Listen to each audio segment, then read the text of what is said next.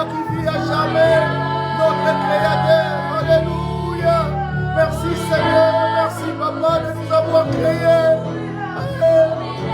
Tu nous as choisis Seigneur, tu nous as sauvés. Alléluia, merci Jésus. Alléluia, merci Papa. Alléluia, merci Seigneur.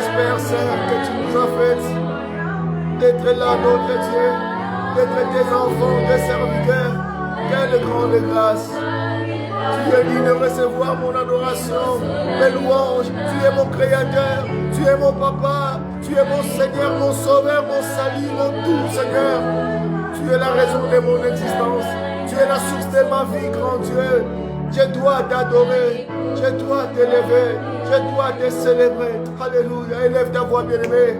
Élève ta voix, élève tes deux mains. Adore le Seigneur. Que tes mains soient élevées pour adorer le roi de Salem. Alléluia. Élevons le nom du Seigneur. Alléluia, Père. Reçois notre adoration, Papa.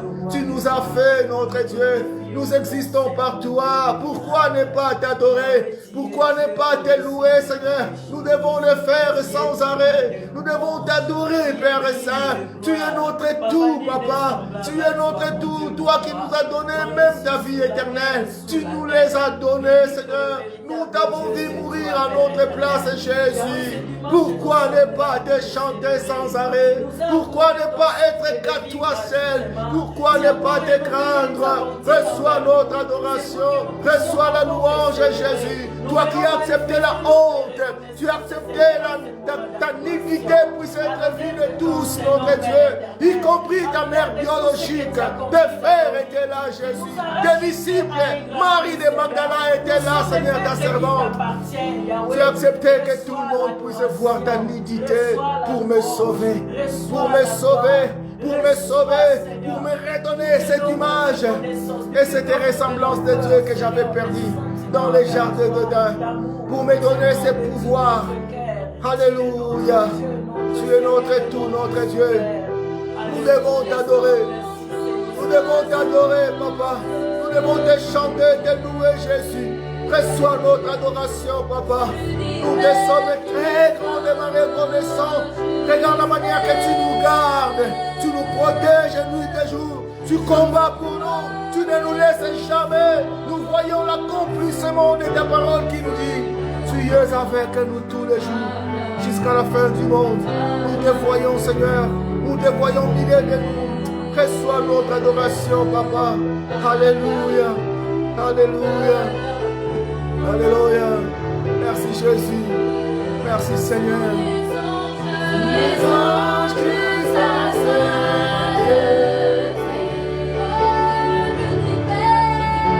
l'univers qui sa majesté.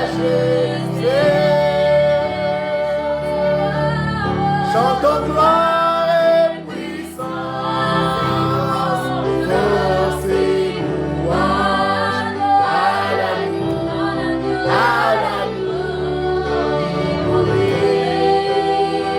Alléluia.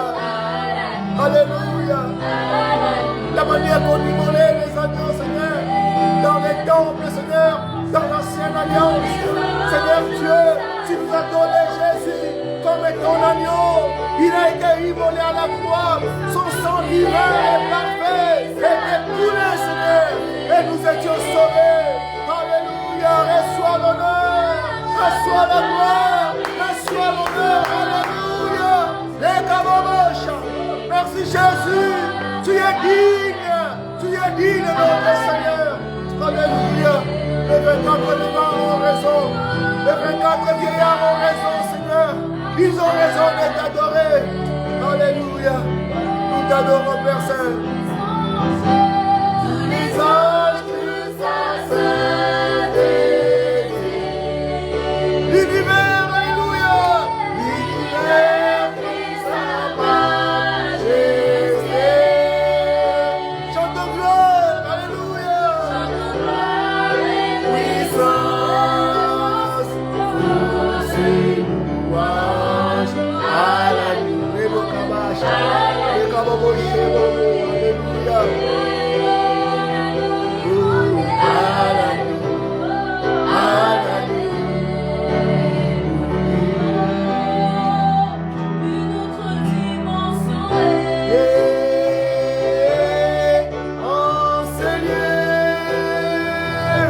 Une autre dimension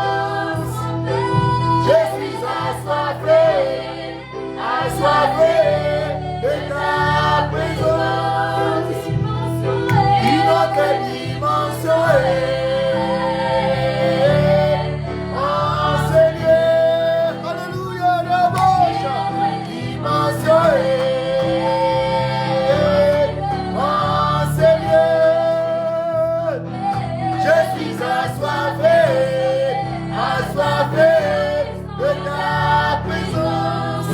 Alléluia.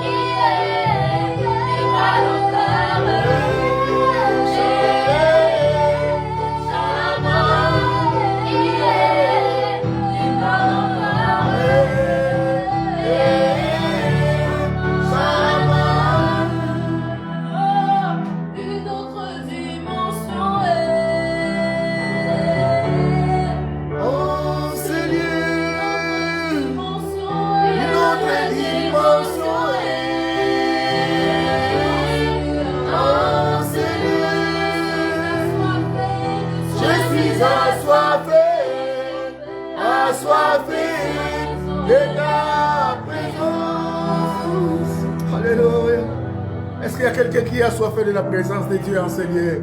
Celui qui a soif de la présence de Dieu enseigné, qui élève sa voix et qui l'adore avec voix haute, qui l'adore avec force, qui l'élève, qui lui montre sa reconnaissance. Alléluia. Yahweh, nous te sommes reconnaissants, Père et Saint. Nous voulons, Seigneur, te dire combien tu es plus que merveilleux.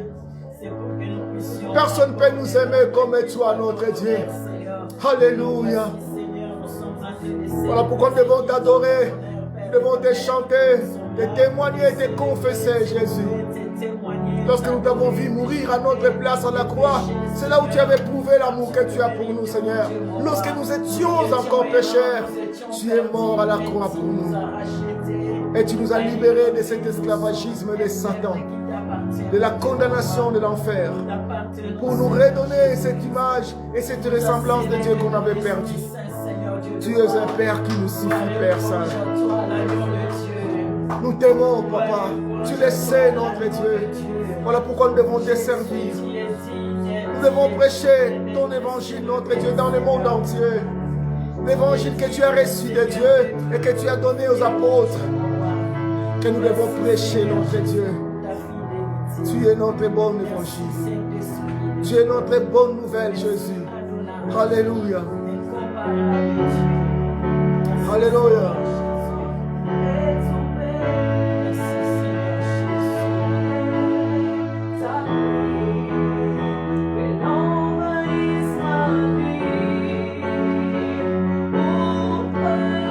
Des églises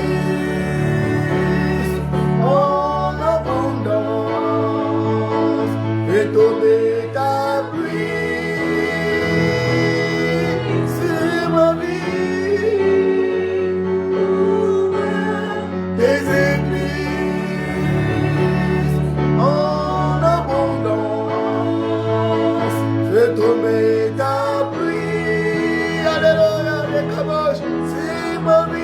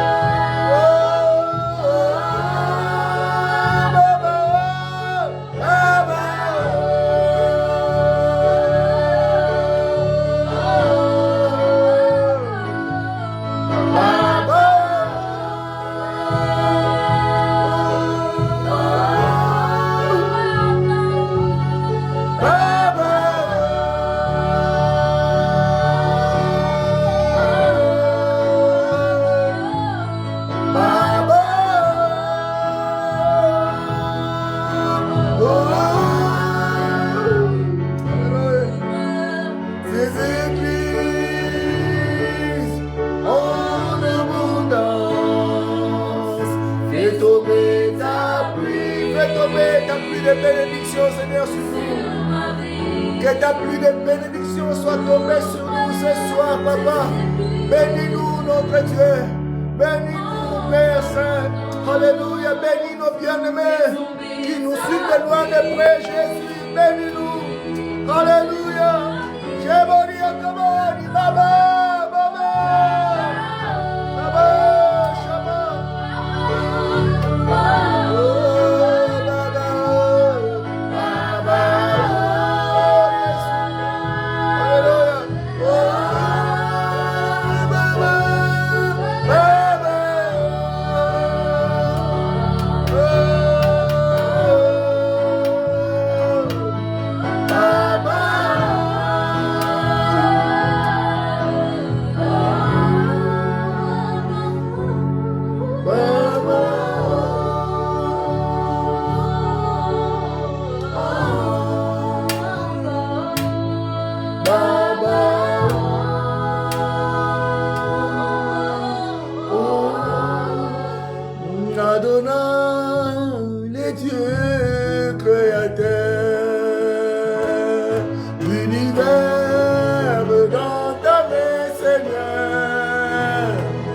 Éternel, ton nom, Adonai, Adonai, Adonai.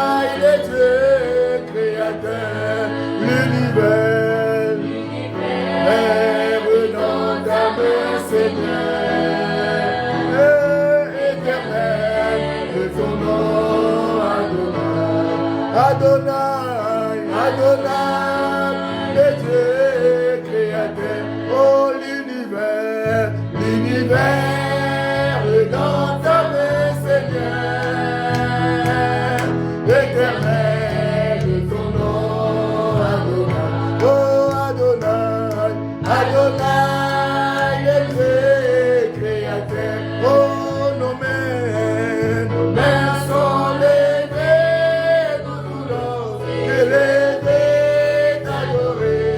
t'adorer, et te célébrer, Adonai. Oh, tu es le Père de tous ceux qui ont le Fils sans mais tu es Dieu, tu remplis les cieux, Adonai. Oui, nos mains sont levées, et nous voulons t'élever, t'adorer, célébrer, Adonai. Tu es le Père de tous ceux qui ont le Fils en eux. Tu es Dieu, tu remplis les cieux, Adonai, Adonai, toi le maître de mon cœur, Adonai,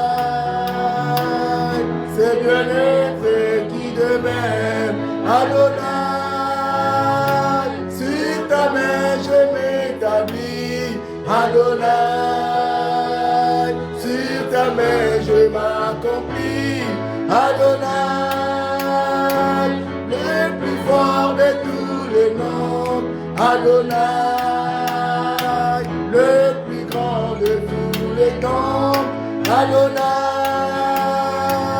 viens Seigneur couler en nous, dans ce torrent d'amour, au parfum qui nous enfourne.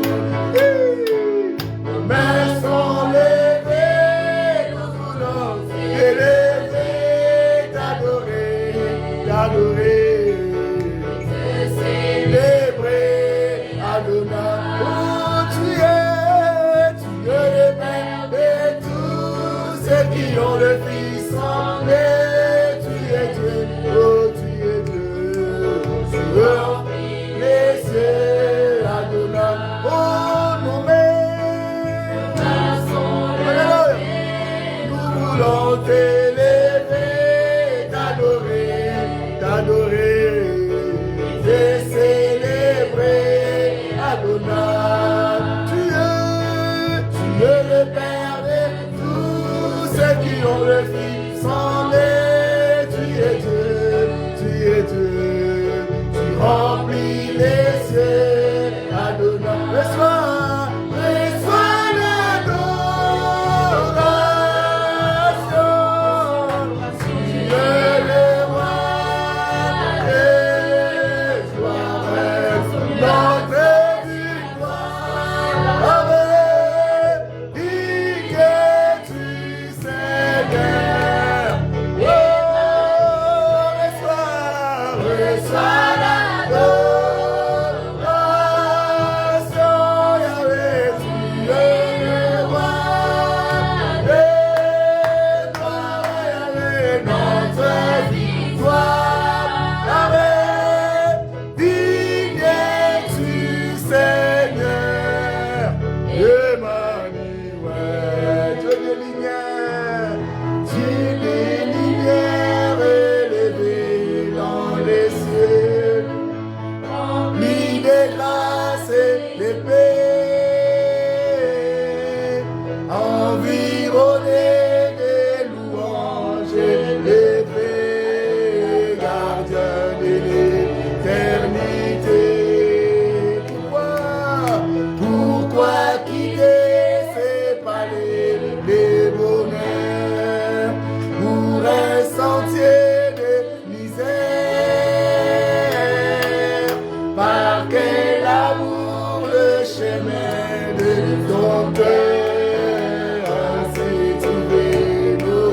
Reçois l'honneur, reçois l'adoration, passion de Kobosha, tu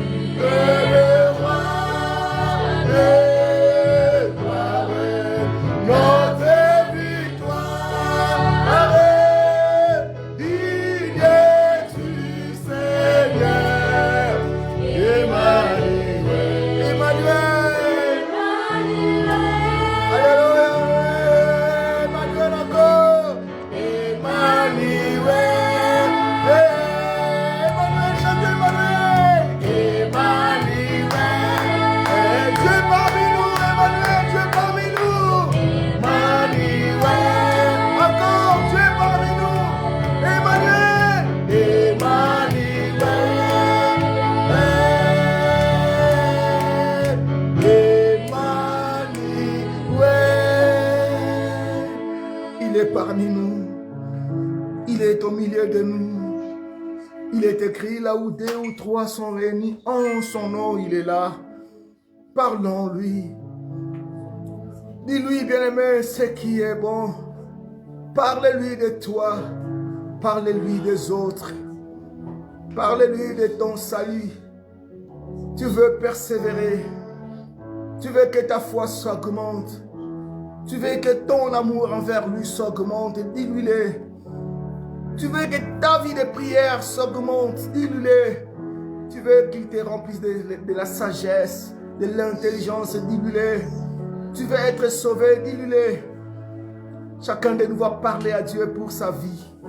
Chacun de nous va parler à Dieu pour les autres. Si en ce moment nous sommes là, il y en a qui sont dans les hôpitaux, qui souffrent vraiment. Les médecins sont limités parce qu'ils ont des cancers incurables. Ils pleurent, ils veulent vivre, voir ses enfants rester. Nous allons supplier le Seigneur pour eux. Nos bien-aimés qui souffrent là-bas, dans le nord Kivu de la RDC, de la République démocratique du Congo, sous la guerre injuste, poussée par la communauté internationale. Nous allons prier le Seigneur qu'il agisse. Avant qu'Israël devienne puissance mondiale, Israël n'était pas puissant. Et sa guerre était gagnée par la prière. Il faisait que prier. Souvenez-vous d'Ézéchias. Prions afin que cette guerre soit gagnée. Afin que tout infiltré soit confondu. Afin que Kagame soit confondu, le plus grand assassin du monde. Qui tue sans pitié. Qui tue ses propres frères africains sans pitié. Nous allons prier afin que le Seigneur puisse établir sa justice en RDC. Que la justice de Dieu soit établie. Que le Seigneur ne collabore pas avec les injustes qui maltraitent la RDC. Mais qu'il prouve que lui, c'est un Dieu juste et fidèle. Que sa justice soit éprouvée, soit établie en RDC. Prions au nom de Jésus. Prions le Seigneur. Père, ta parole nous dit, celui qui persévérera jusqu'à la fin sera sauvé, papa. Nous avons besoin de cette persévérance. Rien n'est bon dans ce monde, Père Saint. Rien de bon dans ce monde. Un monde d'injustice. Un monde de la méchanceté, Seigneur. Nous te prions de nous donner la force de persévérer. Que ta puissante vérité nous remplisse pour détruire les mensonges de l'ennemi contre ton évangile, contre ta parole, contre ton retour, Seigneur. Donne-nous l'intelligence, la sagesse, plus que de Salomon, notre Dieu. Parce que Salomon n'était pas un temple de Dieu, mais nous sommes ton temple, ta maison, papa. Nous avons besoin de ton intelligence pour neutraliser le risque de l'ennemi, pour neutraliser le piège de Satan. C'est malice au nom de Jésus. Yahweh, notre Dieu, augmente-nous la foi, papa. Regarde l'injustice de ce monde, notre Dieu. Viens, mon roi, établis ta justice en RDC, notre Dieu. Là où, notre Dieu, la RDC est agressée, Seigneur. Père Saint, interviens, notre Dieu. Interviens, papa. Nous te supplions de pardonner ce peuple. Pardonne-nous, notre Dieu. Nous pleurons tous les jours, nos frères et sœurs, nos mamans, nos vieillards enfants qui meurent. Les femmes, les enceintes déventrées, Seigneur, violées. Des innocents qui n'ont rien fait, mais sont violés, Seigneur, tués gratuitement aux yeux de la communauté internationale. Père Saint, notre Dieu, tu n'es pas comme eux. Tu es un Dieu juste. Et que ta justice soit établie ce matin, cet après-midi en RDC. Et que cet assassin Kagame, que son troupe, Seigneur, soit confondu au nom de Jésus-Christ. Interviens, Seigneur. Confonds ces voleurs qui sont dans le gouvernement congolais, qui ne se soucient même pas du peuple, qui ne regardent même pas le peuple qui souffre, mais qui s'enrichissent entre eux sans oublier que tout est vanité. Ils mourront, ils laisseront cette richesse. Au lieu de partager avec le peuple, qu'ils soient confondus aussi, Seigneur, qu'ils soient confondus au nom de Jésus-Christ, Père. Foutez-les dehors du pays, notre Dieu, au nom de Jésus-Christ. Interviens, notre Dieu, à cause de ton Saint-Nom, Papa. Interviens, notre Dieu. Nous te prions pour nos bien-aimés qui sont dans les hôpitaux, qui souffrent en ce moment, partout dans le monde entier. Ils ont des cancers. La médecine s'est limitée. Ils ne savent plus. Seigneur, ils ne savent plus quoi faire. Interviens, Seigneur, parmi eux, il y en a qui te prient et nous te prions. Pour ceux-là qui ne prient pas, qui ne te connaissent pas, que ta grande miséricorde soit sur eux. Ils ont des diabètes, ils ont des maladies chroniques, notre Dieu. Ils souffrent, ils sont dans des soins intensifs, notre Dieu. La médecine est limitée. Nous croyons à la médecine, mais nous savons que cette médecine que nous croyons est limitée. Mais toi, tu es illimité, Père. Étends ta main sur les malades. Console-les en le guérissant par ta grâce. Au nom de Jésus-Christ, Père. Je te prie pour ceux-là qui sont victimes de la méchanceté des hommes et femmes de ce monde. Qui travaillent pour Satan. Ils sont là pour maltraiter, faire du mal aux enfants, aux jeunes, aux vieillards, aux femmes, aux hommes. Oh, alléluia, Papa, interviens. Interviens, notre Dieu. Il y a des endroits dans ce monde, des endroits bizarres, où les gens sont enfermés, maltraités nuit et jour, Seigneur, sans arrêt. Toi qui vois tout, Père, vois la misère de tous ces gens-là. Interviens, notre Dieu. Interviens, notre Dieu, pour l'Église que nous sommes. L'Église, ton corps que nous sommes. Il y en a beaucoup qui ne te connaissent pas. Ils sont les victimes du mensonge de Satan, notre Dieu. Ils ont donné le dos à ta parole, à toi, le Créateur. Aie pitié. Touche-les, Seigneur, qu'ils croient, qu'ils savent que tu es vivant. Tu vas revenir en Jésus pour nous prendre près de toi. Ce sont de vérités qui vont s'accomplir. Au nom de Jésus-Christ. C'est pour cela que nous te supplions de ne pas nous laisser prêcher, mais de prêcher en nous. Fais de nous ta bouche et que ton inspiration nous remplisse. Ta servante qui va se lever maintenant pour prêcher ta parole, qu'elle soit couverte de l'ombre du Saint-Esprit. Pousse-la, Saint-Esprit, qu'elle parle de ta part et que ta parole console, et que ta parole guérisse, et que ta parole bénisse, et que ta parole sauve, éclaire, libère les captifs, que l'ennemi a liés dans des chaînes de mensonges, dans des chaînes de l'incrédulité, de l'orgueil, de l'ignorance. Père, tu as tout soumis à vanité, mais ta parole me dit, sauf ta parole qui ne passera pas. Voilà pourquoi tu veux que cette parole habite en nous, pour que nous soyons éternels comme toi, comme ta parole. Bénis ta servante, couvre-la, Seigneur, de l'ombre du Saint-Esprit. Toute attaque qui peut venir contre elle, Seigneur, je les condamne loin d'elle, in the name of Jesus. Donne-nous ton cœur à toi. Mets en nous les sentiments qui étaient en Jésus. Les sentiments d'amour, d'humilité, de pardon, d'amour, Seigneur. Aide-nous, Père Saint, dans le nom de Jésus-Christ. Ta parole nous dit, tout ce que nous demanderons en priant, nous l'aurons, Seigneur. Merci, Jésus. Merci, Saint-Esprit de Dieu. Au nom de Jésus-Christ.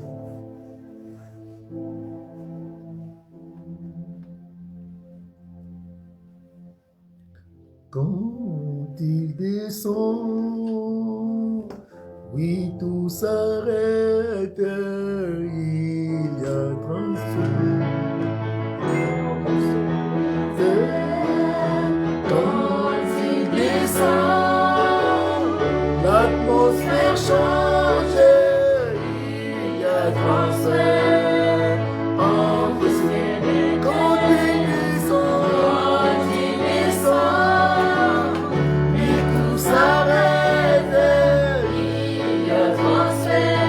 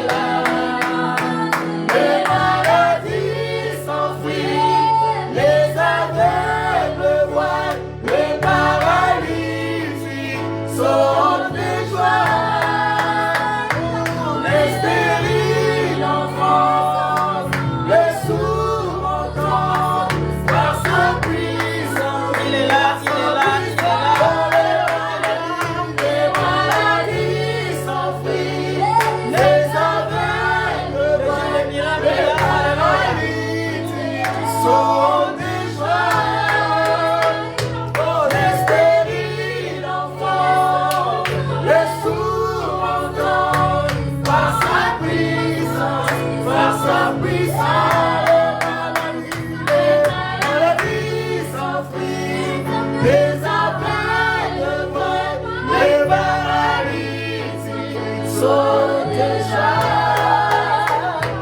les stériles enfants, les sourds entendent par sa puissance, par sa puissance.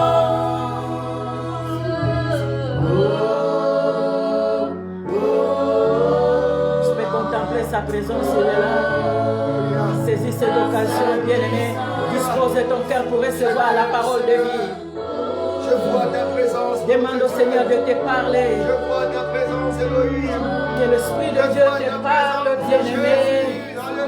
Que l'Esprit de Dieu nous Je vois ta parle. présence au milieu de nous. Nous bénissons ton Seigneur, Seigneur, tu es là. Tu es là au milieu de nous, Jésus. Ah, tu es derrière ta parole pour accomplir, Seigneur. Là où deux ou trois sont réunis en son nom, tu es là. Tu es là pour nous faire du bien, Seigneur. Révèle-toi, manifeste-toi. Que ta gloire soit palpable et manifeste au milieu de nous en ce moment. Par ta parole puissante, que cette parole puisse agir en nous, Père éternel, afin que la vie de ta parole soit manifeste en nous, Seigneur, au nom de Jésus-Christ. Amen. Amen. Amen. Est-ce que nous pouvons acclamer le Seigneur? Oh, si tu peux bien l'acclamer. Clame le roi des rois. Merci Jésus. Amen. Amen. Nous bénissons l'Éternel encore, qui nous a renouvelé sa bonté, nous a accordé cette opportunité de nous retrouver encore dans sa présence pour que nous puissions encore partager sa parole. Shalom aussi à nos bien-aimés qui nous suivent via ces directs. Soyez bénis et bienvenus parmi nous. Amen. Voilà pourquoi, bien-aimé, dispose de ton cœur pour recevoir cette parole, non comme la parole d'un homme, mais comme la parole de Dieu lui-même, afin que cette parole puisse t'impacter. Amen. Amen. Notre thème d'aujourd'hui, qui suis-je? Qui sommes-nous? Qui suis-je? Donc, comprenons que nous parlons ici de notre identité. Aujourd'hui, si l'ennemi est en train de ravager beaucoup de âmes, c'est à cause d'une crise d'identité. Nous vivons une crise d'identité. Bien-aimé, lorsque tu ne connais pas qui tu es, tu ne pourras pas vivre aussi la vie qui est liée à cette identité. L'identité que nous avons en Jésus-Christ, cette identité est liée à un mode de vie. Cette identité est liée à une puissance que vous ne pouvez pas imaginer. Cette identité nous positionne, bien-aimés, nous donne un positionnement. C'est ce qui fait notre force tout au long de notre pèlerinage sur la terre. Le Seigneur ne nous a pas sauvés pour que nous soyons assujettis. Le Seigneur ne nous a pas sauvés pour que nous soyons dominés. Mais c'est pour que nous puissions être le contraire. C'est à nous d'assujettir, c'est à nous de dominer. Amen. Amen. Cet manque de connaissance de son identité, c'est ce qui détruit en fait.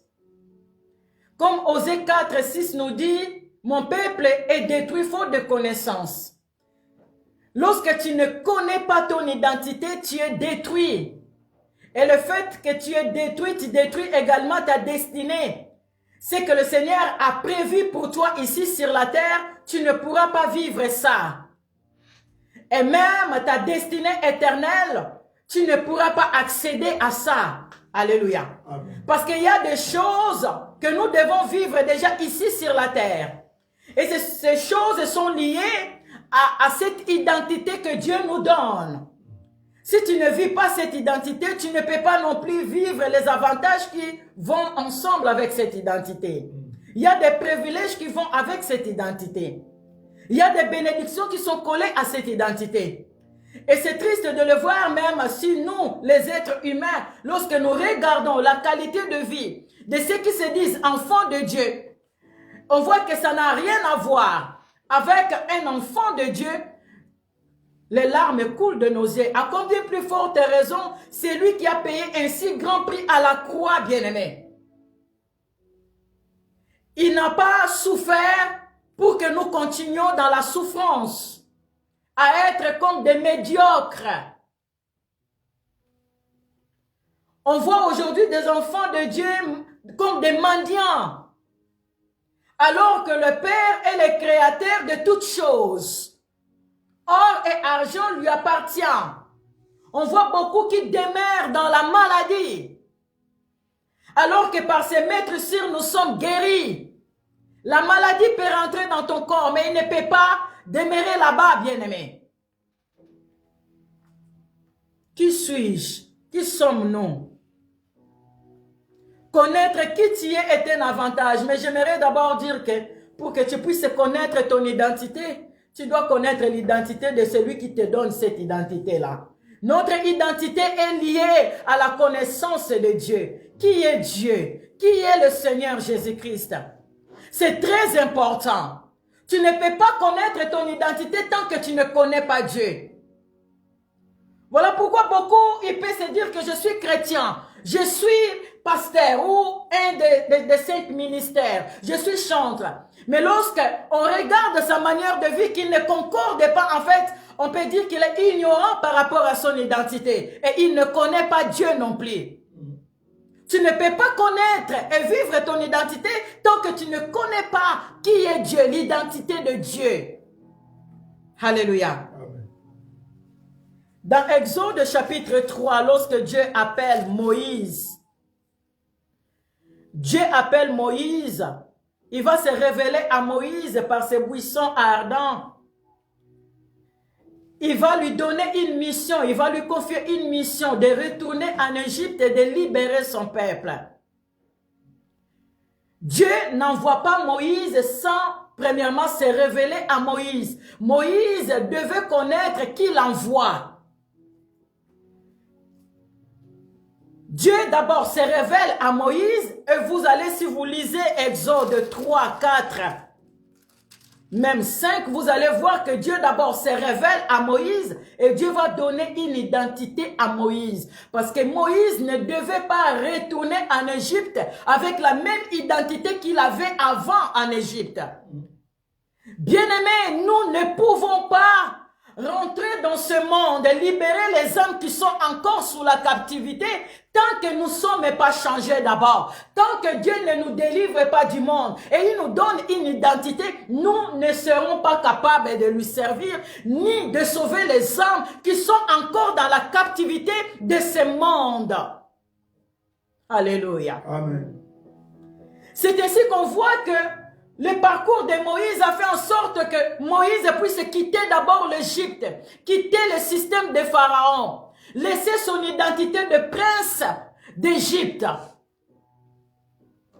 Amen. Amen. Vous y êtes? Nous y sommes. J'aime ce que Hébreux chapitre 11, au verset 24, si quelqu'un a trouvé pour nous aider à lire. Hébreux chapitre 11, au verset 24.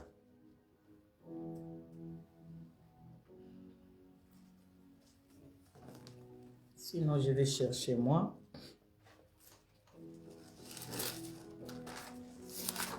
Hébreux chapitre 11. Hébreux, Amen. Merci, chapitre papa. 11, Au verset 24. verset 24.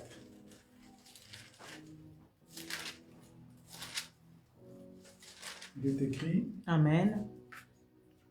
c'est par la foi que Moïse, devenu grand, refusa d'être appelé fils de la fille de Pharaon. Amen. Amen. Pourquoi Moïse, devenu grand, refuse d'être appelé fils de la fille de Pharaon?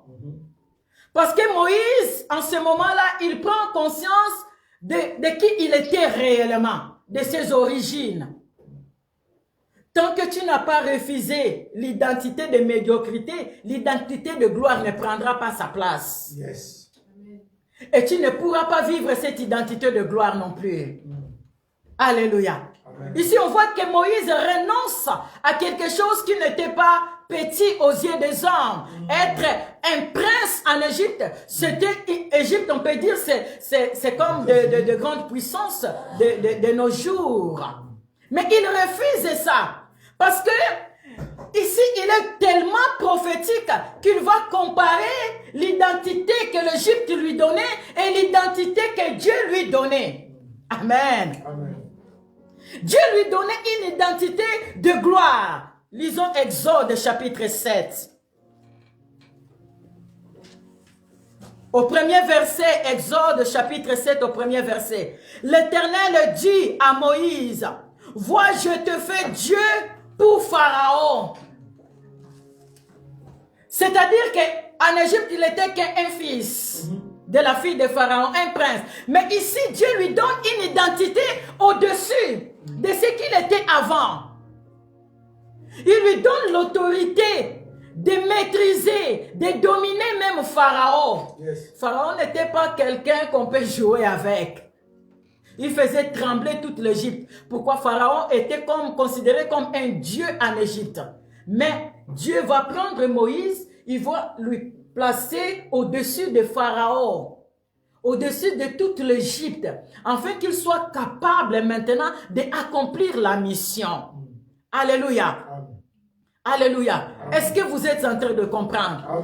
L'Esprit de Dieu, c'est qu'il veut de nous que chaque enfant de Dieu, chaque chrétien, chaque serviteur de Dieu puisse connaître qui il est réellement en Jésus-Christ. C'est ça notre force. C'est un positionnement au-dessus de Satan et ses acolytes, au-dessus même du monde de ténèbres. Ce qui fait trembler Satan, c'est notre identité, l'identité que Dieu nous donne en lui.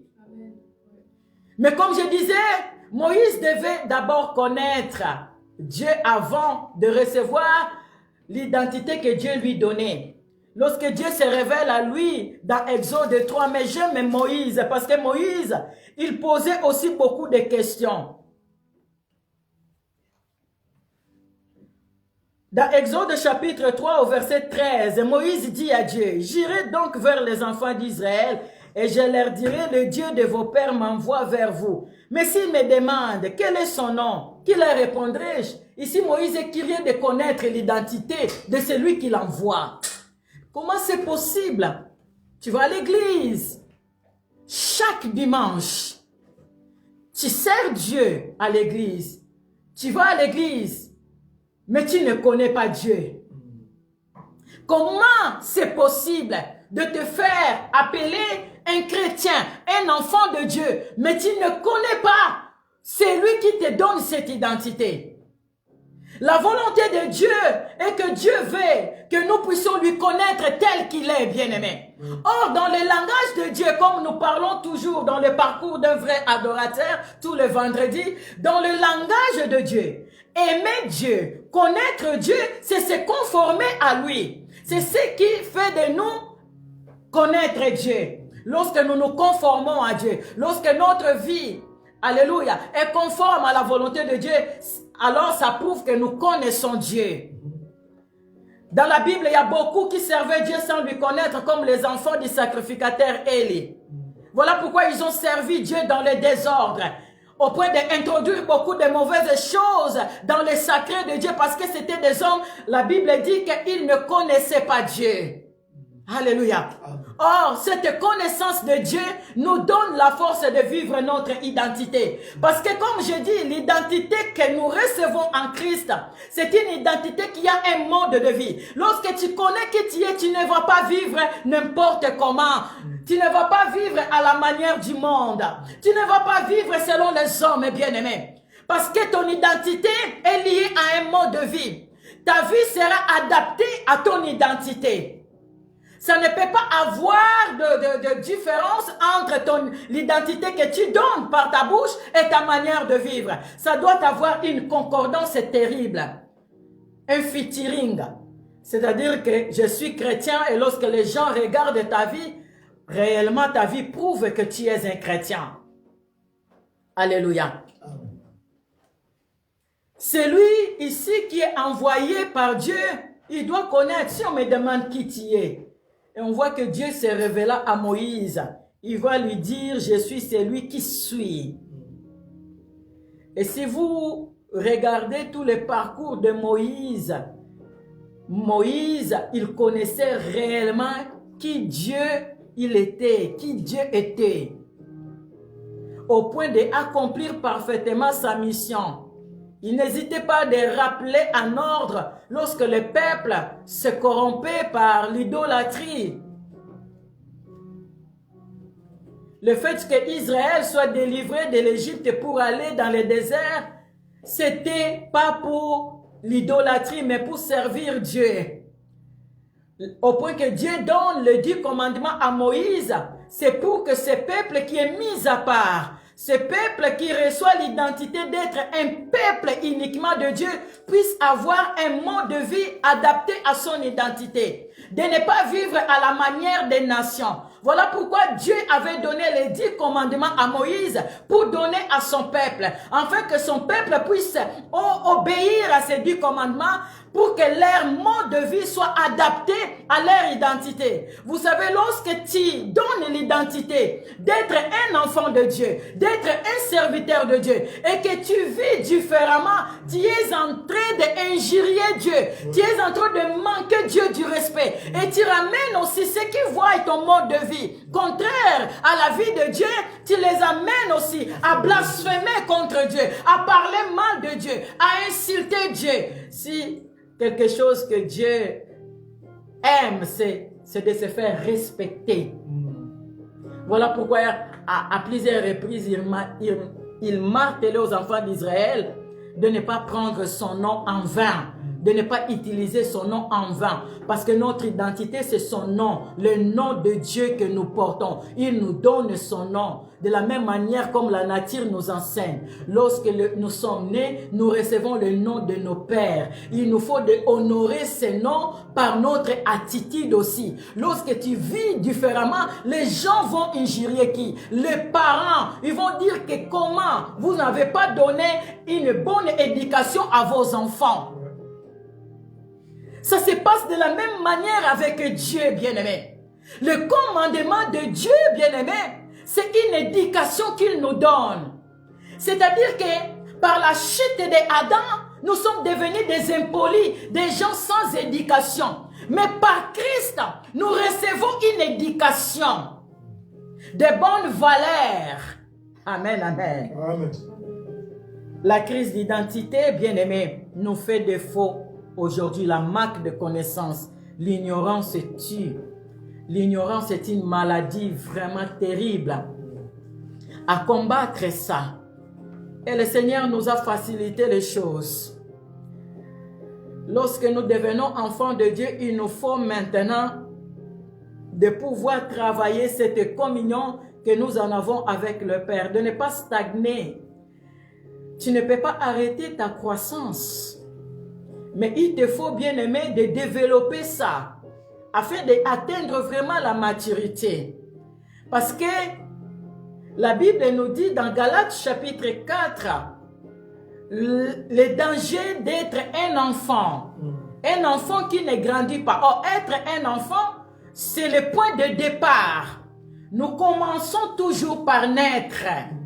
C'est le point de départ. Et c'est merveilleux de commencer par là. Parce que le fait de naître, on voit que Dieu a décidé de faire autrement par rapport au commencement. Amen. Au travers de Christ, Dieu décide de faire autrement, de faire différemment les choses par rapport au commencement. Pourquoi je parle du commencement? Parce qu'au commencement, on voit que Dieu va créer Adam. Adam n'est pas créé un enfant. Adam, est créé directement comme un fils. Ici, nous martelons aussi cette catégorie de fils qui sont tellement ignorants. On les appelle spirituellement aussi des gaillards zéro. C'est-à-dire que il va faire des choses qui ne correspondent pas à son titre, à son identité. Pourquoi? Parce que il ne cherche pas à développer son intimité avec Dieu. C'est ça le grand danger. Il se peut peut-être que tu as atteint même la statue d'un fils de Dieu. Mais à force de quitter Dieu, de quitter le Père, tu vas commencer à vivre une vie qui n'est pas ta vie. Amen. C'est ce qui se passe aujourd'hui. Beaucoup sont dans les églises, mais tu les suis dans leur maison, dans leur lieu de travail. Ils vivent des vies qui ne sont pas leur vie. Ils mènent un mode de vie qu'ils ne devaient pas mener en fait. Les Français là, c'est difficile. Amen. Donc Adam ici est créé directement un fils. Dans la généalogie de Christ, si vous lisez Luc 3, 38, on parle Adam, fils de Dieu. Voilà pourquoi il est considéré comme le premier Adam et Christ est considéré comme le second. Mais on voit une différence entre les deux et que le second Adam est commencé par naître, par un bébé. Selon la prophétie d'Ésaïe, la prophétie d'Ésaïe montre clairement que Dieu décide de faire des choses autrement, afin de nous enseigner nous aussi, spirituellement parlant. Physiquement, oui, nous naissons, mais spirituellement parlant, ça doit se passer de la même manière. Le second Adam, il commence par naître selon la prophétie d'Ésaïe. Un enfant nous est né. Mais un fils nous est donné. Pourquoi le fils et la domination, la Bible déclare, la domination repose sur son épaule. La domination, c'est une catégorie de fils. Mais si on regarde cette domination, il y a un point commun avec le premier Adam, pasteur. Avec le premier Adam aussi, il est créé pour dominer. Il est fils créé pour dominer. Mais il n'a pas conscience de ça. Pourquoi? Parce qu'il n'a pas commencé par un parcours de naître. Il lui est difficile de comprendre directement les choses. Il y a des choses qu'on doit commencer du bébé et au fur et à mesure, en grandissant, ça nous donne la maturité. Amen. Mais il a débarqué déjà un fils. Il n'a pas traversé certains parcours. Il lui était vraiment difficile. Difficile parce que pour que l'Esprit de Dieu puisse habiter en nous, il nous faut également de naître de l'Esprit. Mais lui, il était déjà fils. Créé déjà un fils. Et il n'a pas conscience de cette identité. Alléluia. Dans Genèse chapitre 1er, Dieu dit au verset 26, « Puis Dieu dit, faisons l'homme à notre image, selon notre ressemblance, et qu'il domine. » Vous voyez, il reçoit la nature de Dieu quand même. L'image et la ressemblance de Dieu. C'est la même chose qu'on nous dit aussi du second Adam. Il est l'image du Dieu invisible. C'est-à-dire que le Fils, il représente le Dieu sur la terre. Cette identité, bien-aimée dans le Seigneur, ce n'est pas n'importe quoi. Lorsque nous donnons comme thème, par l'Esprit de Dieu, qui suis-je? Là déjà tu peux te dire, je suis un fils de Dieu. Ce n'est pas une identité qu'on ne peut pas jouer avec ça. Il y a une forte puissance que cette identité dégage. C'est ce qui fait trembler Satan. Satan a peur de ça. Il savait que Adam était créé différemment même des anges. Il savait que Adam créé comme fils, c'est-à-dire que c'est lui qui a l'héritage entre ses mains. C'est lui le gérant de cet héritage. Il représente Dieu. Alors il va attaquer là-bas. Mais le problème est que ce fils qui était Adam, il n'avait pas conscience de ça.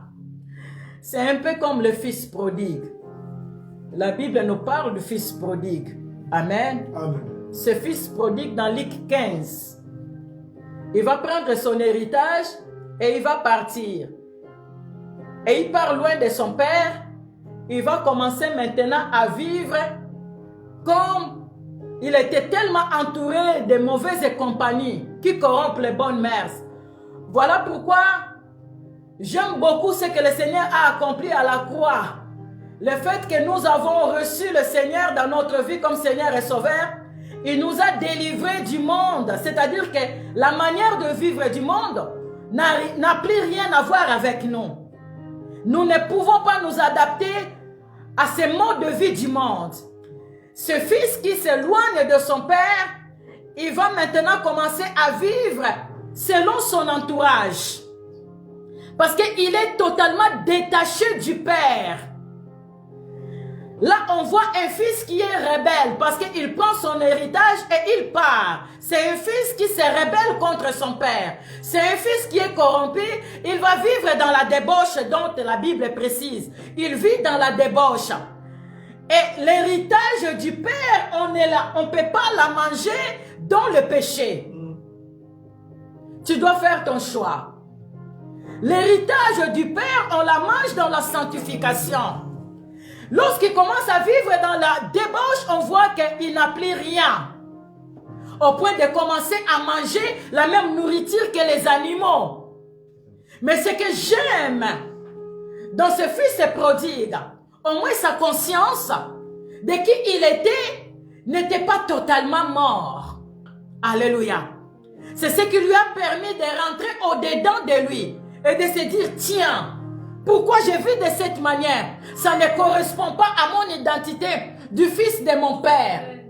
Si dans la maison de mon père, il a des serviteurs et des servantes, ils ont une vie même mieux par rapport à ce que je suis en train de vivre, il va prendre la bonne résolution de retourner afin de pouvoir vivre correctement une vie adaptée à son identité.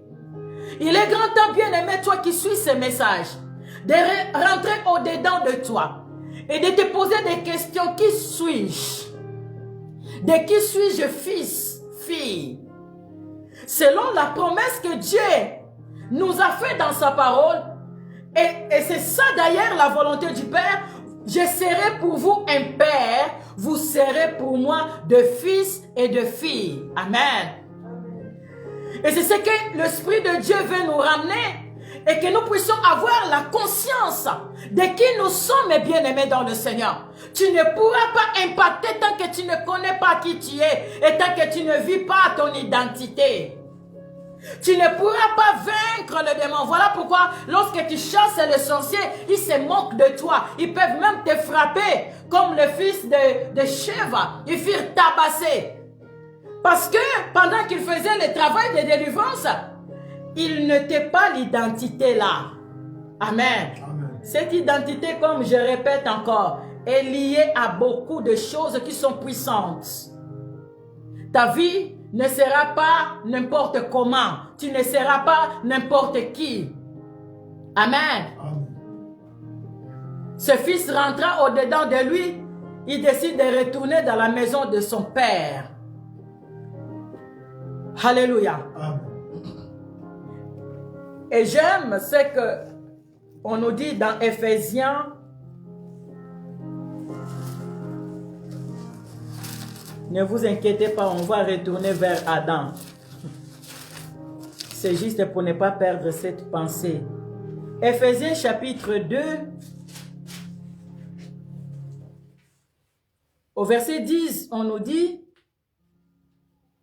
car nous sommes son ouvrage, ayant été créés en Jésus-Christ pour de bonnes œuvres, que Dieu a préparées d'avance, afin que nous les pratiquions. C'est ce que nous sommes, l'ouvrage de Dieu, créé en Jésus-Christ pour de bonnes œuvres. Nous ne sommes pas créés, bien-aimés, pour vivre n'importe comment, mais pour de bonnes œuvres. Yes. Parce que ces bonnes œuvres, c'est ce qui produit la grandeur, l'excellence, toutes sortes de bénédictions que nous devons vivre ici. N'attends pas d'aller vivre des bénédictions que Dieu a destinées de vivre ici sur la terre au ciel. Tu vas regretter là-bas. D'ailleurs, si tu ne vis pas ces bénédictions ici sur la terre, comment tu vas aller rentrer là-bas? Ça montre directement que tu es encore loin de Dieu. Et au verset 19, on nous dit encore, on martèle sur notre identité, qui nous sommes. Ainsi donc, vous n'êtes plus des étrangers, ni des gens du dehors, mais vous êtes concitoyens des saints, gens de la maison de Dieu. Gens de la maison de Dieu. Et dans la maison du Père, il y a un mode de vie.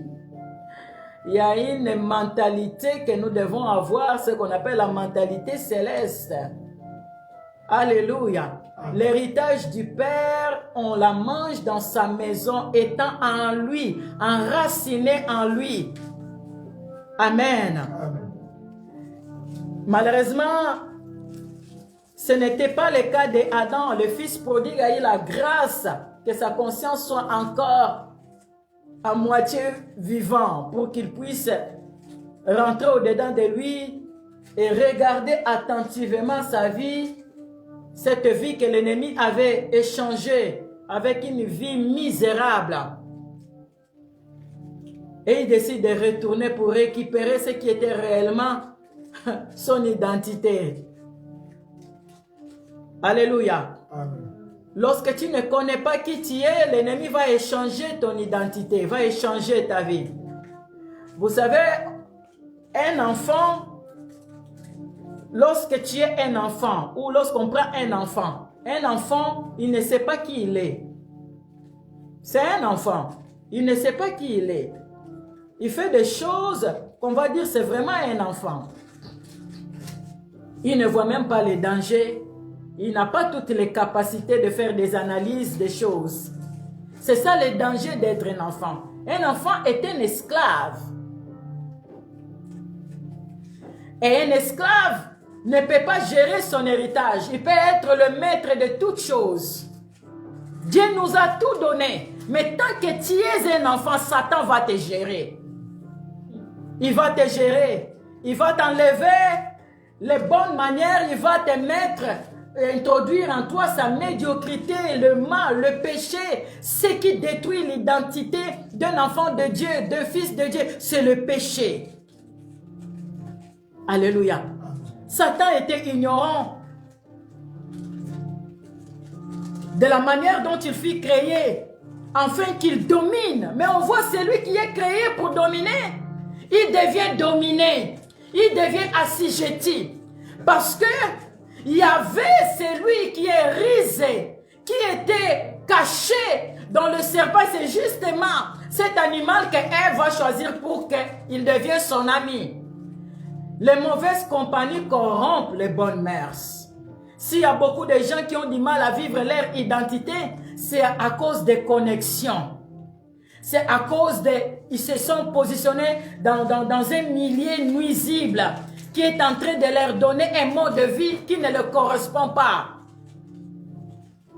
Lorsque tu connais ton identité, bien-aimé, tu ne vas pas être influençable. On ne va pas te séduire. Tu ne seras pas séduit parce que tu seras ferme dans tes décisions, dans tes convictions. Tu es là quand même quand tu vas traverser le moment difficile, bien-aimé. Tu ne bougeras pas parce que tu connais ton identité et tu connais ta mission. On ne viendra pas corrompre la mission que Dieu t'a donnée parce que tu connais exactement qui tu es, qui t'envoie et la mission qu'il t'a donnée. Tu vas honorer ça jusqu'au bout, malgré l'opposition, malgré les tribulations, malgré les persécutions, même face à la tentation, tu ne bougeras pas. Vous savez pourquoi Satan, il s'attaquait toujours à plusieurs reprises dans Matthieu 4, lorsqu'il va tenter le Seigneur Jésus-Christ, pourquoi il s'attaque à son identité? Si tu es le Fils de Dieu, si tu es le Fils de Dieu, on ne joue pas avec cette identité. Alléluia. C'est à nous de protéger ça, de veiller en sorte que personne ne te retire ton droit d'aînesse. Si tu connais ton droit d'aînesse, tu ne vas pas saboter ça comme Ésaü. Lorsqu'il est faim, il va vendre son droit d'aînesse à cause d'un plat de lentilles, de la nourriture qui périt, bien-aimé. Parce qu'il ne savait pas l'importance ou la puissance de qui il était, de son identité. C'était lui à hériter de son père toutes choses. Amen. Amen. C'était lui le premier-né. Mais il va échanger ça par la nourriture. Parce qu'il n'avait pas conscience de ça. Lorsque sa conscience revient maintenant, c'était trop tard. Jacob, il avait déjà pris ça. Parce que Jacob avait compris la puissance de ses droits d'aînesse. Au point de se déguiser même à son frère. Pour recevoir la bénédiction du Père. Il avait besoin d'avoir l'identité du premier-né. Alléluia. Amen. Chose que Isaac avait réservée pour son premier-né, qui était Ésaü. Mais Ésaü va vendre ça, va échanger ça. Combien sont en train d'échanger ça? Parce qu'ils n'ont pas conscience. Quelqu'un qui va rentrer dans l'occultisme, dans la magie, c'est parce qu'il ne connaît pas qui il est réellement, ne connaît pas la puissance de cette identité. Égypte était, Pharaon était un pays de la sorcellerie, de la magie. Moïse a grandi dans ça. Mais il décide de renoncer à ça parce que Dieu lui donne une identité supérieure. La magie, la sorcellerie, ce n'est rien, bien-aimé, par rapport à l'identité que le Seigneur nous donne. Là où le Dieu Tout-Puissant vient habiter en nous, c'est ce qui fait de nous des fils. Qui suis-je? Je suis le temple de Dieu parce que Dieu habite en moi par son esprit. Et je ne peux pas vivre n'importe comment. Je ne peux pas vendre mon identité ou échanger mon identité à cause d'une gloire éphémère. Parce que la gloire qui est liée à mon identité est une gloire éternelle, une gloire incomparable. Une gloire qu'on ne peut même pas décrire ni mesurer. C'est cette gloire qui fait trembler le monde de ténèbres. Et Satan va attaquer cette identité. Si tu es le fils de Dieu, fais ça. Si tu es le fils de Dieu, si tu es le fils de Dieu. Ça lui causait un problème. Il voulait ramener le Seigneur à faire ce que lui, il proposait, afin qu'il puisse perdre cette identité. Parce qu'il avait déjà fait ses coups à Adam et il avait reçu son coup. Puisqu'Adam était dans la distraction. Adam fut totalement dépouillé de son identité. Il avait perdu l'image et la ressemblance de Dieu à cause de la désobéissance, bien-aimée, de faire des choses que Satan lui demandait de faire. Non, si vous mangez au contraire, vous allez devenir comme Dieu. Et ils ont décidé de faire ce que Satan leur demandait de faire. Ils ont accompli la volonté du diable au lieu de s'attacher à ce que Dieu leur avait demandé de faire.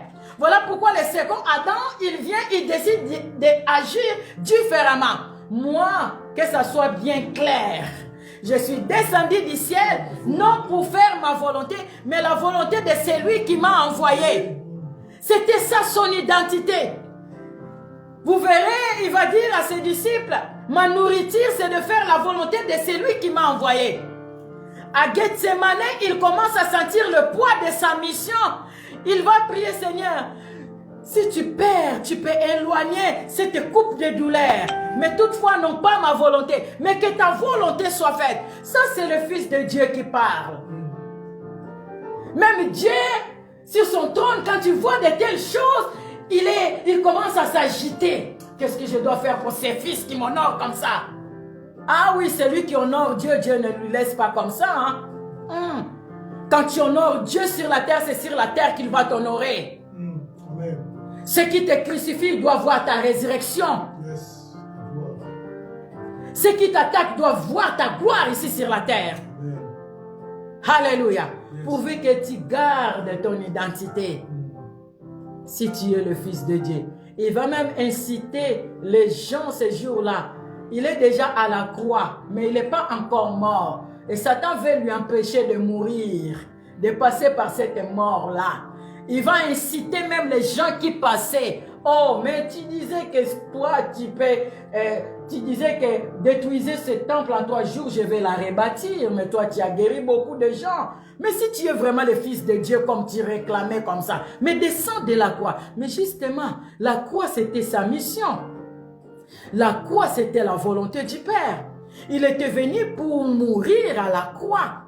Même lorsqu'il parlait à ses disciples, je vais aller à Jérusalem, les souverains sacrificateurs, les principes, ils vont me livrer, je vais mourir, au 3e jour je vais ressusciter. Et c'est Pierre qui va lui dire, non, Dieu ne peut pas permettre ça, Seigneur, tu ne peux pas passer par là. C'est ainsi que le Seigneur va lui dire, arrière de moi, Satan. Pourquoi? C'est que Pierre disait, contredisait sa mission. Il devait passer par là. Alléluia. C'était son identité. C'est ce que nous devons vivre, notre identité. Parce qu'on voit par cette mort et cette résurrection, il nous offre une identité glorieuse. Ne sois pas comme le premier Adam. Beaucoup de descendants aujourd'hui sont détruits. Raison par laquelle Christ nous donne cette occasion. Lorsque nous venons en lui, il n'y a plus de condamnation. Il coupe les liens de famille parce que beaucoup de familles ont fait des pactes, des alliances avec les diables. Ils ont prononcé beaucoup de choses pour leur descendance. Souvenez-vous que la Bible parle du premier Adam. Par le péché d'un homme, la mort est rentrée. La condamnation est rentrée. Tous ont péché et sont privés de la gloire de Dieu. À cause de qui? À cause du premier Adam. Mais le second Adam, par sa vie, la vie aussi devient notre partage. Nous qui sommes en Jésus-Christ, il n'y a plus de condamnation, ni de malédiction. Ça, ce sont des avantages de celui qui est ferme dans son identité. De celui, bien-aimé, qui demeure attaché au Seigneur. Parce que la Bible dit que nous devenons participants de Christ. Participants de sa mort et de sa résurrection. C'est ce qui nous donne cette identité glorieuse. Qui es-tu, bien-aimé? Qui es-tu? Est-ce que tu connais ton identité? Même quand tu es incapable de donner une réponse à cette question, ta manière de vivre donne une réponse. Voilà pourquoi lorsque tu vas regarder maintenant ta manière de vivre qui ne correspond pas à la manière de Dieu, rentre en repentance, afin que Dieu puisse te changer à un homme nouveau. Nous sommes morts pour le péché. Ce n'est pas en vain que l'apôtre Paul va dire: ce n'est plus moi qui vis, pourquoi j'ai été crucifié avec Christ. Et ce n'est plus moi qui vis, c'est Christ qui vit en moi. C'est-à-dire que je ne suis plus seul.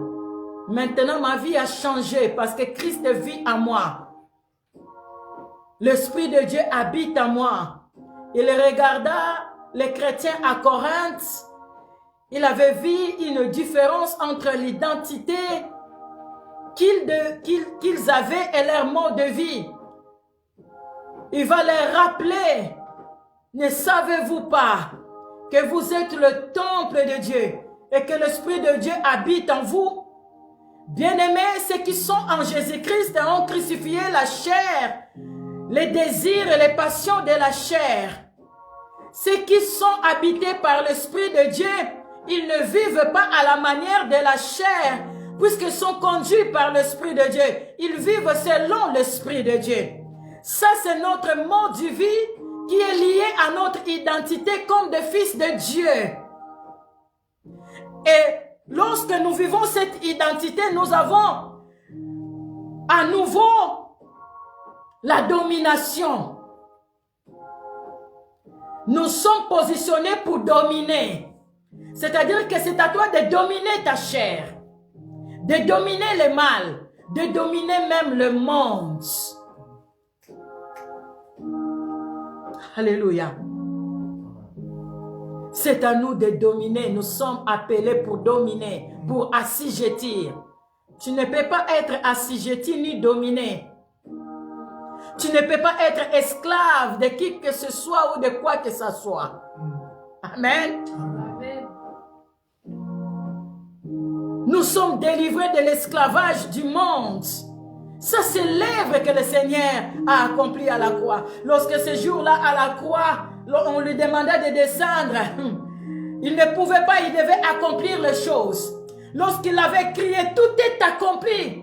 C'était le transfert, bien-aimé, de sa personne à nous, qui croyons en lui, qui lui avons reçu dans nos vies. Il nous a transféré sa vie. Il nous a transféré son identité. Il nous a transféré sa nature. Notre nature n'est plus une nature pécheresse, mais une nature sainte, une race élie, une nation sainte, un sacerdoce royal. Tu n'es pas n'importe qui en Jésus-Christ. Il a fait de nous des dieux devant le diable et les sorciers. Pourquoi tu trembles devant le sorcier? Pourquoi tu trembles? C'est à nous de le faire trembler. Amen. Lorsque le sorcier vient attaquer un enfant de Dieu, il voit des choses. C'est seulement la honte qui le fait qu'ils ne viennent pas témoigner qu'est-ce qu'ils ont vu quand ils viennent t'attaquer. Ils voient des choses.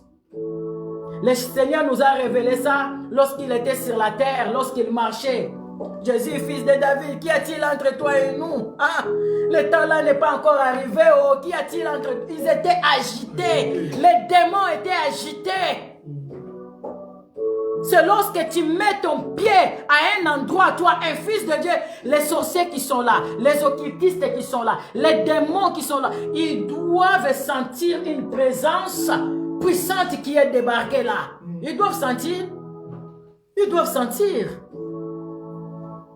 Parce que nous sommes attaqués partout. Même au travail, nous sommes attaqués. Dans la rue, nous sommes attaqués. Ceux qui nous attaquent doivent être aussi attaqués par notre présence. Amen. Amen. Mais cela est uniquement possible, bien-aimé, lorsque tu connais qui tu es et que tu vis ton identité. Alors nous allons presque à la fin. Qui nous sommes? Le Seigneur lui-même, il nous rappelait notre identité. Il y a vous êtes. La Bible nous dit comme ça, vous êtes. Cette phrase est citée beaucoup de fois dans la Bible, mais faute de temps, on ne va pas tout lire. Amen. 1 Pierre chapitre 2 au verset 9. Rapidement, on va bientôt conclure. 1 Pierre chapitre 2 verset 9. La Bible nous donne encore notre identité. Vous, au contraire, vous êtes une race élue, un sacerdoce royal, une nation sainte, un peuple acquis, afin que vous annonciez le vertu de celui qui vous a appelé de ténèbres à son admirable lumière. On voit que ici, il y a beaucoup de choses qu'on peut décortiquer. Nous qui sommes appelés dans la lumière, le Seigneur étant lui-même la lumière du monde, il nous donne son identité. Il dit dans Matthieu chapitre 5, au verset 13, vous êtes la lumière du monde. Parce que nous sommes appelés du ténèbre à la lumière. Il y a un changement d'identité et de vie. Nous ne sommes plus du ténèbre pour dégager les œuvres du ténèbre, pour produire les œuvres du ténèbre. Mais nous devenons maintenant lumière. Puisque nous sommes des enfants de la lumière, nous devons produire le fruit digne des lumières. Amen. La lumière, c'est pour éclairer. Cette lumière ne peut pas produire les œuvres du ténèbre. Alléluia. Matthieu chapitre 5, il y a là-bas des identités même, des choses dans notre identité. Nous sommes non seulement la lumière, mais nous sommes aussi le sel de la terre. Vous êtes le sel de la terre. Le sel qui sert pour donner de la saveur, du goût. Mais regardez le goût amer que beaucoup des enfants de Dieu sont en train de donner à ce monde par des scandales. Les scandales n'est pas notre mode de vie. Les scandales, ce ne sont pas des choses qui viennent d'en haut. Ça ne nous honore pas. Ça honore pas Dieu non plus. Alléluia. Amen. Nous devons ôter ce goût amer et donner la bonne saveur. Vous êtes le sel de la terre, mais si le sel perd sa saveur, avec quoi la lui rendront-on? Il ne sert plus qu'à être jeté dehors et foulé aux pieds par les hommes. Or, quand tu es foulé aux pieds, c'est-à-dire que tu deviens inutile. Là encore, lorsque tu ne vis pas ton identité, tu es inutile. Tu ne sers à rien. Devant Dieu et devant les hommes. Alors que Dieu nous appelle pour que nous soyons utiles. Amen. Amen. Le Seigneur lui-même, il disait, moi je suis d'en haut.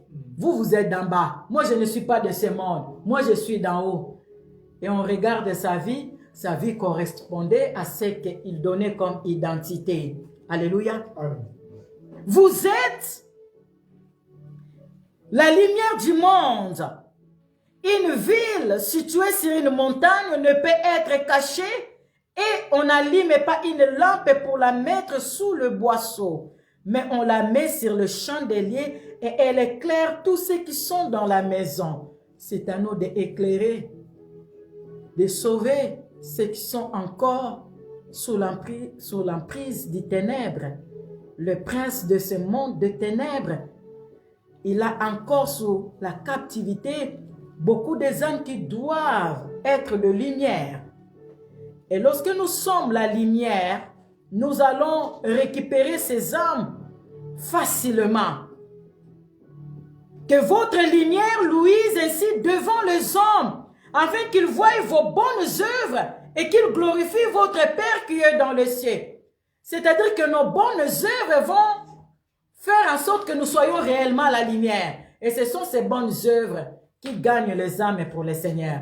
Si aujourd'hui beaucoup ont endurci leur cœur, ils ne veulent plus entendre parler de Dieu, c'est à cause de ces mauvais comportements que beaucoup des enfants de Dieu sont en train de produire. Le monde a besoin de nos bonnes œuvres, afin que nous puissions gagner les âmes du Seigneur. Prêcher, c'est bien. Évangéliser, c'est bien.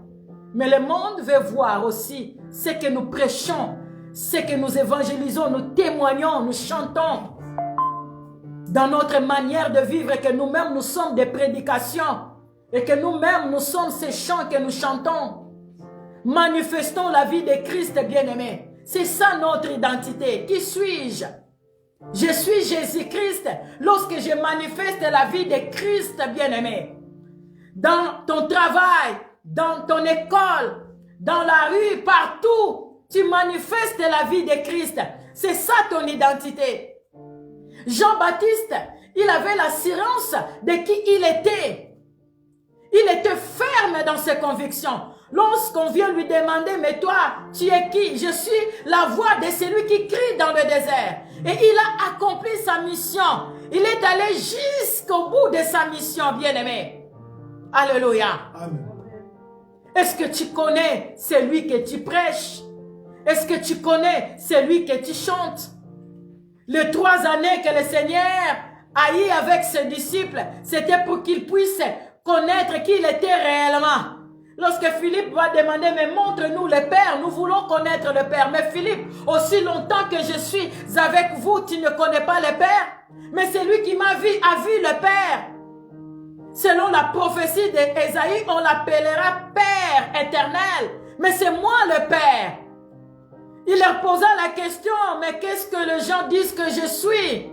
Ah, beaucoup disent que tu es un des prophètes, tu es Élie. Et vous-même, vous êtes avec moi, ça fait déjà un bon moment. Qui dites-vous que je suis? Et Pierre, saisi des révélations, il va donner l'identité du Seigneur. C'était des gens qui connaissaient qui était le Seigneur au point de donner leur propre vie, bien-aimés. Ils n'ont pas abandonné la foi.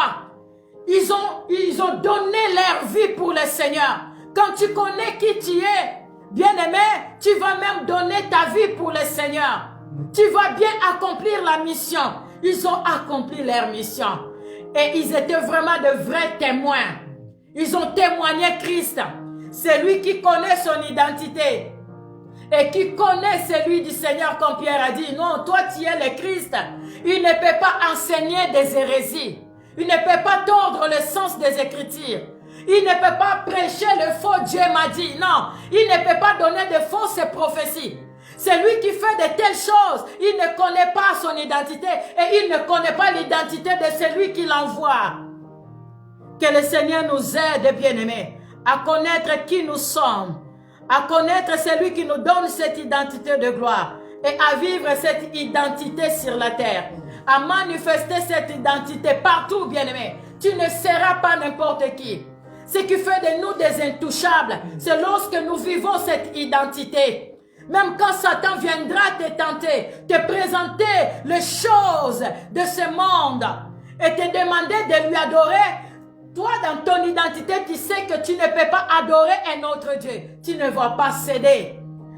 Mais avec conviction, tu vas lui dire, il est écrit, tu adoreras l'Éternel ton Dieu et à lui seul tu serviras. Quand tu connais qui tu aimeras l'Éternel ton Dieu de tout ton cœur, de toute ton âme, de toute ta pensée. Ta vie va correspondre à la volonté du Père. Tu ne vas pas attrister le Saint-Esprit. Tu ne vas pas l'éteindre. Mais tu vas laisser l'Esprit de Dieu t'amener dans sa mouvance. Tu vas vivre non selon toi, ni selon le monde. Tu ne vas pas vivre pour plaire aux hommes, mais pour plaire à Dieu et vivre selon Dieu. Que l'Esprit de Dieu nous aide à être réellement ce que Dieu veut que nous soyons et à vivre cette identité. Que le Seigneur bénisse sa parole et soyez bénis au nom de Jésus-Christ. Alléluia. Est-ce qu'on peut acclamer là derrière? Est-ce qu'on peut acclamer le Seigneur? Wow. Un message très profond, très édifiant. Bien-aimés, n'oublions pas que chaque personne a une identité. Ici sur la terre, chaque personne a une identité. La Bible dit, la nature doit nous enseigner. Dans le Seigneur aussi, nous avons des identités. Tu fréquentes une église locale, sache que tu as une identité. Le problème est que ton identité peut glorifier le Seigneur, ton identité peut insulter le Seigneur. C'est là où nous sachions de quelle identité portes-tu. Lorsque tu portes l'identité du Christ, Christ sur la terre a glorifié le Père. Alors lorsque tu portes son identité, tu glorifieras aussi le Père. Mais lorsque tu portes l'identité adamique, alors tu vas insulter Dieu comme Adam l'a fait dans le jardin d'Éden. Ce que tu dégages, ce que tu fais, détermine de quelle identité que tu as. Frères et sœurs, tu peux avoir plusieurs églises sous ta lidérance. Tu peux être connu dans le monde entier. Tu peux être acclamé. Mais si tu n'as pas l'identité de Christ, frères et sœurs, ta place se trouve dans le ventre de Satan. Parce que toute nature adamique vient de la poussière. Et la poussière, c'est la nourriture que Dieu avait donnée au serpent. Voilà pourquoi Christ est venu pour nous enlever dans cette identité adamique, nous faire entrer dans l'identité du Christ. Parce que c'est le Christ qui montera au ciel. Voilà pourquoi il a ordonné qu'on détruise son corps. Pour que nous soyons son corps, pour que nous montions. Parce que ne pas être membre de son corps, frères et sœurs, tu ne peux pas monter. C'est le Christ qui a le pouvoir de monter, qui a droit de monter au ciel. C'est le Jésus. Ce n'est pas Mahomet, ce n'est pas Bouddha, ce n'est pas Simon Kimbangu, frères et sœurs. Ce n'est pas un homme quelconque, c'est le Jésus qui a droit de monter au ciel. Voilà pourquoi il a ordonné qu'on détruise son corps pour que nous soyons son corps. Tous ceux qui croient en lui, tous ceux qui l'ont reçu, frères, nous sommes son corps.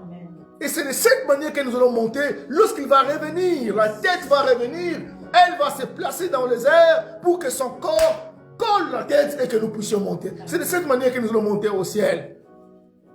Donc c'est inutile, frères et sœurs, de montrer aux gens que tu es parfait, tu es saint, en priant en langue, en criant, mais tu fais des choses qui ne glorifient pas Dieu. Sa nourriture était de glorifier son Père, de faire la volonté de son Père. Lorsque les apôtres sont venus les présenter à manger, il a refusé. Mais Adam, lorsque Ève est venue les présenter, les fruits, il a mangé. Il a mangé.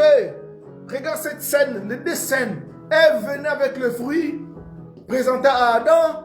Le premier Adam, il a pris, il a mangé. Les disciples sont venus encore avec la nourriture.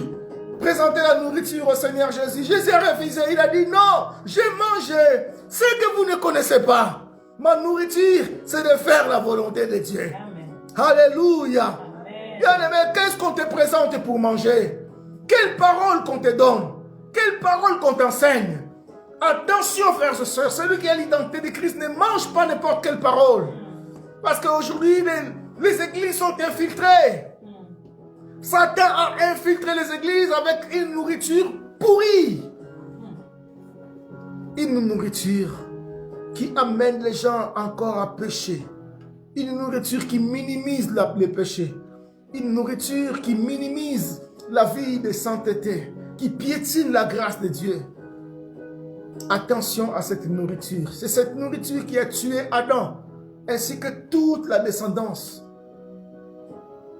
Si Christ n'était pas venu, on allait être éternellement privé du ciel. Gloire soit rendue à Dieu. Christ est venu, il nous a donné l'identité céleste. Oui, tu peux avoir l'identité terrestre. Et l'identité terrestre, frères et sœurs, a une fin. C'est pour cela que Christ a dit, cherchez premièrement le royaume des cieux et sa justice. Toutes les choses vous seront données par-dessus. Ce qui est important, c'est d'avoir l'identité céleste. Et cette identité céleste, seulement en Christ, nous l'aurons. Ce n'est pas à une autre personne. La Bible dit, il n'y a le salut à aucun autre nom, frère. Seulement au nom de Jésus, nous sommes sauvés. Frère, citez tous les noms que vous pouvez citer et montrez-moi qu'est-ce qu'ils ont fait aux hommes. Qu'est-ce que Mahomet a fait aux musulmans? Qu'est-ce qu'il les a donnés? Qu'est-ce que Bouddha a fait aux bouddhistes? Qu'est-ce que Moïse a donné aux juifs? Qu'est-ce que Simon Kimbangu a donné aux Congolais?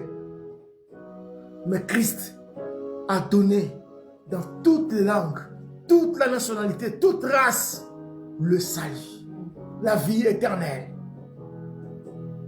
Christ. Cette vie éternelle se trouve qu'en Jésus-Christ, frères et sœurs. Comme la Bible dit, celui qui a Jésus-Christ a la vie. La vie éternelle. Celui qui n'a pas Jésus-Christ n'a pas la vie éternelle, frères et sœurs. Et ça se montre lorsque tu as Jésus. Ça se montre. Lorsque tu as Jésus, tu as le pouvoir sur Satan, sur ses démons. Et notre pouvoir n'est pas sur les hommes comme nous. Non. Notre pouvoir n'est pas pour faire le mal aux gens. Notre pouvoir n'est pas pour s'orgueillir devant les autres. Non. Au contraire. Notre pouvoir, c'est montrer le chemin du salut aux hommes avec beaucoup d'humilité. Nous voulons prier. Examine bien ta vie. Quelle identité portes-tu? Tu portes l'identité d'Adam encore qui va faire retourner les hommes dans la poussière? Ou bien tu amènes à l'identité du Christ? Regarde ce que tu fais. Comment tu prends l'autre? Qu'est-ce que tu dégages? Si tu n'as pas encore l'identité du Christ, voilà les moments favorables.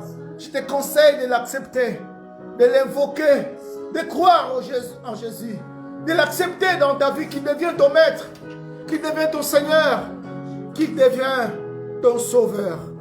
Il viendra, il ne refuse personne qui vienne à lui, quelle que soit ta nationalité, quelle que soit ta race, quel que soit ton niveau social. Lorsque tu l'acceptes, tu crois en lui, il viendra à toi. Il viendra à toi, bien-aimé. Tu deviendras son fils, sa fille. Tu seras sauvé.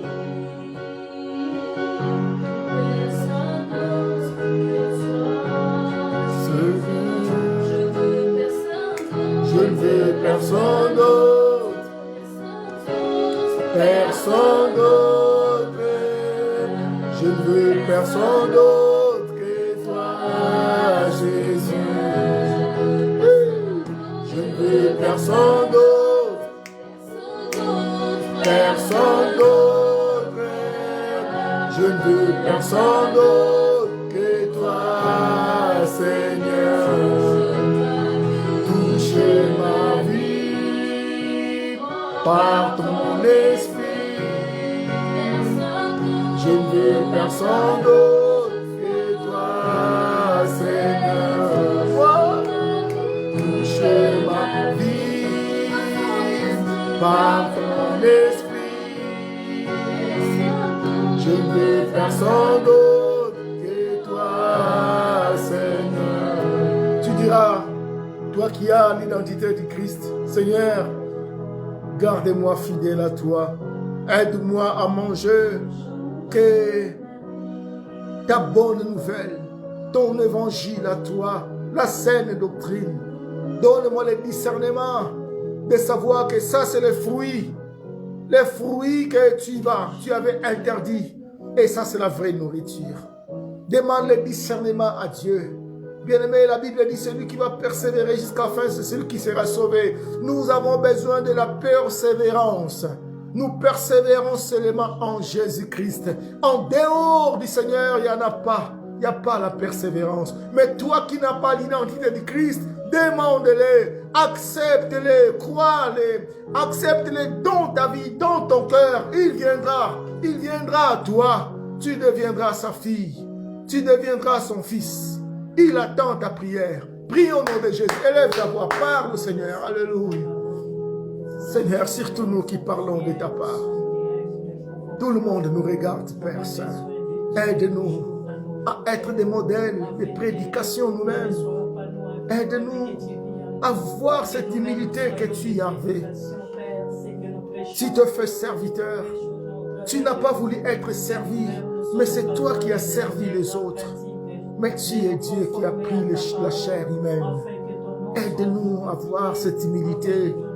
Aide-nous à voir cette compassion des âmes. Loin de nous l'orgueil, notre Dieu. Aide-nous à aimer, Seigneur, comme tu as aimé. Aide-nous à ne pas te blesser, à ne pas vivre dans le péché.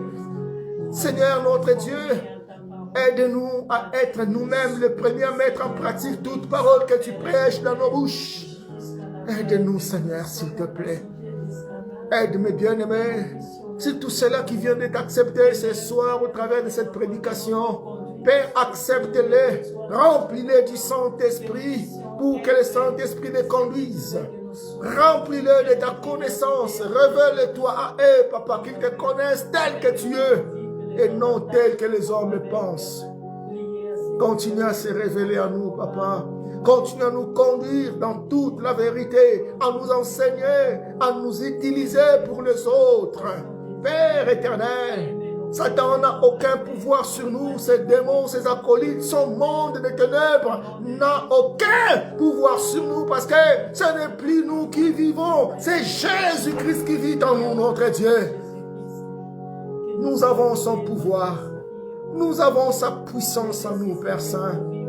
Aide-nous à être humbles, à ne pas montrer aux gens ce que nous sommes, mais à être toujours humbles, comme des ignorants, comme des gens de rien du tout. S'il te plaît, Seigneur, que l'orgueil ne prenne pas place en nous. La Bible dit, tu t'es humilié jusqu'à la mort de la croix. Aide-nous à être humbles, Seigneur, parce que l'humilité précède la gloire. Père Saint, tous ceux qui vont se lever pour nous faire du mal, qu'ils racontent ton pouvoir en nous, qu'ils racontent le feu, parce que ta parole nous dit, tu as fait de nous des flammes de feu, que le feu que tu as fait de nous, Seigneur, se déclenche contre ceux qui se lèveront pour nous faire du mal, au nom puissant de Jésus-Christ. Merci, Seigneur. Je te prie, Père Saint, pour cette semaine que nous allons commencer, que ta volonté soit faite. Et que ta puissante présence nous remplisse encore, Père Saint, pour ta gloire et pour ton honneur, pour notre édification. Je sais que la gloire est bannie en RDC à cause des abominations qui sont entrées là-bas. Mais Père Saint, lave cette nation par ton sang précieux, afin que, Seigneur, ton cabot de revienne, retourne en RDC. Enlève la honte, Seigneur. Enlève la honte dans ces pays. Au nom de Jésus-Christ. Bénis-nous en abondance. Prends soin de nous jusqu'à ton apparition dans les airs. Maranatha. Reviens, Seigneur. Au nom de Jésus-Christ. Amen. Amen. Bien-aimés, nous sommes heureux de passer les cultes avec nous. Pour ceux qui sont venus pour la première fois, nous sommes l'église Bon Pâturage. Nous sommes là tous les dimanches à 14 h, mercredi à 18 h. Nous sautons un mercredi par semaine. Comme c'est mercredi, nous aurons culte. Et les mercredis prochains, la semaine prochaine, nous n'aurons pas culte. Donc nous avons deux mercredis par mois, à partir de 18 h. Vous êtes invités de prier avec nous. L'église Bon Pâturage accepte toute personne, toute race, toute langue. Nous acceptons toute personne dans l'église. Il n'y a pas de discrimination. Que ce soit noir, blanc, rouge, je ne sais comment. Tu es la bienvenue dans cette église, Bon Pâturage. Que ce soit homosexuel, pédophilie, pécheur, je ne sais quoi. Tu es la bienvenue dans cette église. Dieu est venu pour les pécheurs. Donc nous vous invitons à rejoindre cette église pour ton salut. Que le Seigneur nous bénisse. Continuez à prier pour nous parce que nous avons besoin de vos prières. Continuez à prier pour nous, frères et sœurs. Le programme de cette année va bientôt apparaître. Que le Seigneur nous bénisse. Qu'il bénisse nos bien-aimés servantes et serviteurs de Dieu qui nous font confiance, qui nous invitent chez eux pour que nous puissions porter cet évangile. Que le Seigneur les bénisse, qu'il bénisse leur ministère, leur famille. Soyez bénis, vous qui êtes là, au nom de Jésus-Christ. Nous vous disons shalom. Shalom. Shalom.